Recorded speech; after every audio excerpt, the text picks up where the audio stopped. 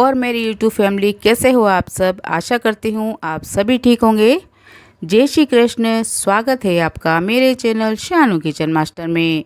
आज हम बनाने जा रहे हैं गूंदे का अचार। गूंदे का अचार हमारे शरीर के लिए काफ़ी फ़ायदेमंद भी होता है। अगर आप गूंदे का अचार नहीं खाते हैं तो इसके मैं फ़ायदे भी बताऊंगी। गूंदे का अचार हमारे शरीर के लिए काफ़ी फ़ायदा भी करता है। यहाँ पर मैंने 3 किलो गूंदे का अचार डाला है।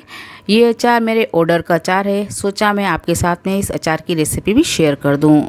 और अचार काफ़ी टेस्टी बना है और इसका रंग भी देखिए कितना बढ़िया आया है।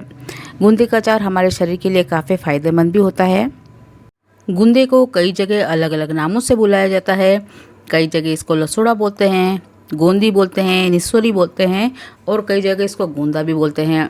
हमारे राजस्थान में अधिकतर इसे लसोड़ा और गूंदा बोलते हैं।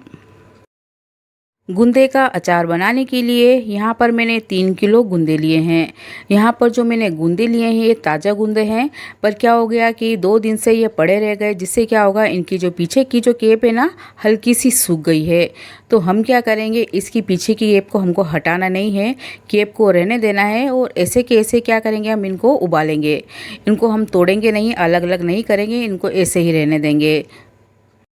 यहाँ पर हमने एक चौड़ा सा बर्तन ले लिया है। इसमें यहाँ पर हम 1 चम्मच नमक डाल देते हैं और आधा चम्मच यहाँ पर हम इसमें हल्दी डाल देते हैं।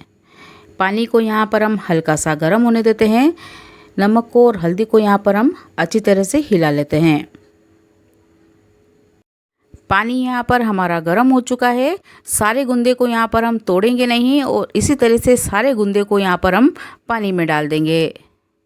गूंदे को यहाँ पर हम ज़्यादा नहीं उबालेंगे। गूंदे यहाँ पर हमारे आधे उबल जाए, यानी आधे कच्चे रह जाए और आधे पक जाए, इसी तरह से यहाँ पर हम गूंदे को उबाल लेंगे।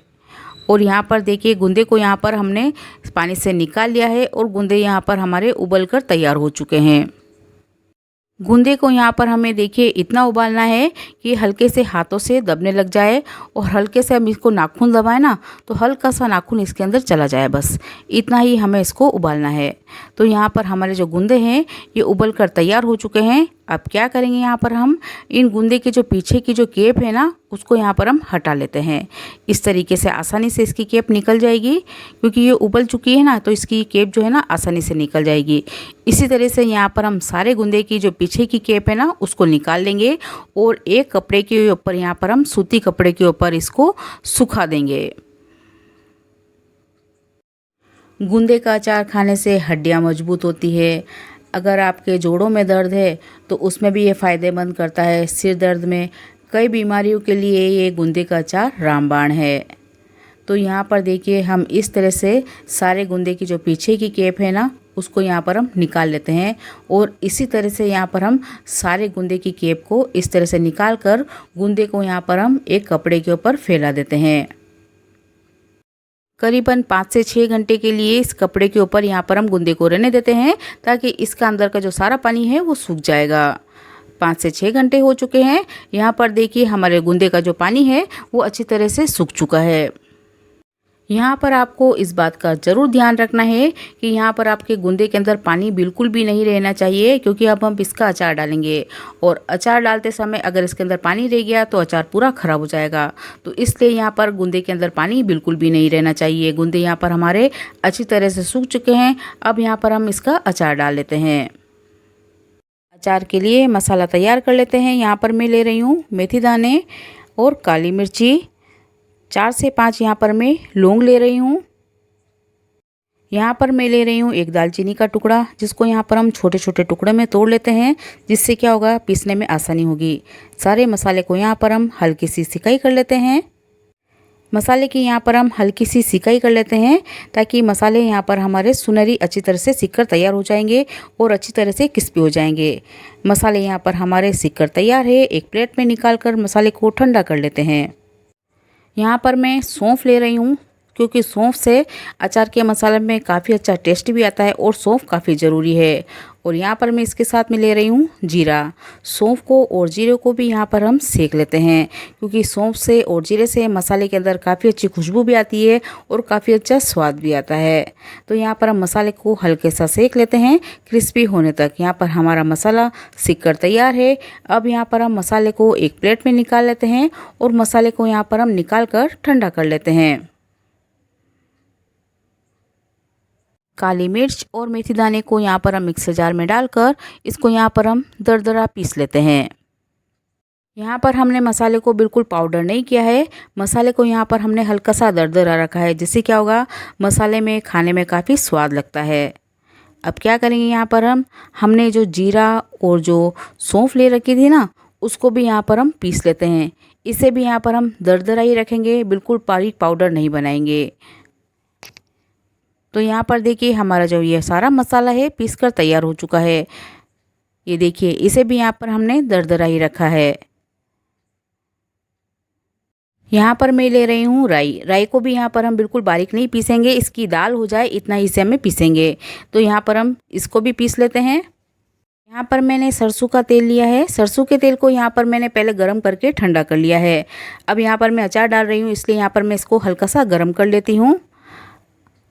तेल को यहाँ पर हम एक बड़े बर्तन में डाल लेते हैं ताकि अचार को हिलाने में आसानी होगी। 1/4 चम्मच यहाँ पर मैं हींग ले रही हूँ। हींग को यहाँ पर हम तेल में डाल देते हैं और हींग को यहाँ पर हम तेल में अच्छी तरह से मिक्स कर देते हैं, ताकि अच्छी तरह से जो हींग है ना, वो तेल के अंदर अच्छी तरह से मिक्स होके तेल में अच्छी तरह से खुशबू आने लग जाएगी। तेल में यहाँ पर हम सबसे पहले मेथी दाने डालेंगे। मेथी दाने को यहाँ पर हम तेल में अच्छी तरह से हिला लेते हैं। सौंफ और जीरा ये भी हम तेल में डाल देते हैं। दरदरी पीसी हुई हमारी जो राई थी उसे भी यहाँ पर हम डाल देते हैं। सारे मसाले को यहाँ पर हम अच्छी तरह से मिक्स कर लेते हैं। सूखे मसाले मिला देते हैं। यहाँ पर मैं ले रही हूँ मिर्ची। आप मसाले अपने स्वाद अनुसार डाल सकते हैं, कम या ज़्यादा। इसके अंदर अगर आप मसाला ज़्यादा खाते हैं तो मसाला भी आप इसके अंदर डाल सकते हैं। यहाँ पर मैं डाल रही हूँ हल्दी और नमक। इन सारे मसाले को भी यहाँ पर हम अच्छी तरह से मिक्स कर लेते हैं। मसाला यहाँ पर हमारा अच्छी तरह से मिक्स हो चुका है। अब गूंदे को यहाँ पर हम इस मसाले में मिला देते हैं। यहाँ पर हमारा गूंदे का अचार अभी कंप्लीट नहीं हुआ है, इसके अंदर अभी थोड़े से मसाले और बाकी है। तो यहाँ पर हम गूंदे को इस मसाले में अच्छी तरह से मिक्स कर देते हैं। 5 से 6 घंटे के लिए इस अचार को यहाँ पर हम इसी तरह से रहने देते हैं। इसके अंदर दूसरे मसाले यहाँ पर हम बाद में मिलाएंगे। 5 से 6 घंटे हो चुके हैं। यहाँ पर इसमें डाल रही हूँ मैं पीली सरसों, जिसको यहाँ पर हमने पीस कर दाल कर ली है। यहाँ पर मैं ले रही हूँ कलौंजी। कलौंजी की यहाँ पर हमने सिकाई नहीं करी है, कलौंजी को यहाँ पर हमने वैसे ही डाला है। कलौंजी को और सरसों को यहाँ पर हम मसाले में अच्छी तरह से मिक्स कर लेते हैं। यहाँ पर मैं इसमें डाल रही हूँ सरसों का तेल। सरसों के तेल को यहाँ पर हमने पहले अच्छी तरह से गरम कर लिया है और गरम करके सरसों के तेल को यहाँ पर हमने ठंडा कर लिया है। सरसों के तेल को यहाँ पर हम डालकर अच्छी तरह से मिक्स कर लेते हैं अचार में। अगर आप इस अचार के अंदर हल्की सी खटास चाहते हैं तो इसके अंदर आप अमचूर पाउडर भी डाल सकते हैं, या फिर केरी को कद्दूकस करके वो भी डाल सकते हैं। यहाँ पर मेरे पास जो गूंदे के अचार का जो ऑर्डर था, उन कस्टमर को इसके अंदर खटाई नहीं चाहिए थी, इसलिए यहाँ पर मैंने इसके अंदर खटाई नहीं डाली है। तो यहाँ पर देखिए हमारे गूंदे का अचार बनकर तैयार हो चुका है।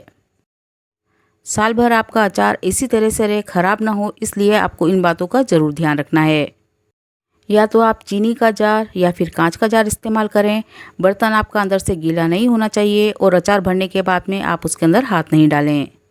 चैनल को पहली बार देख रहे हैं तो लाइक, शेयर, कमेंट, सब्सक्राइब ज़रूर कीजिएगा। आप मुझे इंस्टाग्राम और फेसबुक पर फॉलो कर सकते हैं शानू किचन मास्टर से। तो देखिए यहाँ पर हमारे गूंदे का अचार बनकर तैयार है और इसे खाने से कई बीमारियाँ दूर होती है और शरीर के लिए काफ़ी लाभदायक भी है।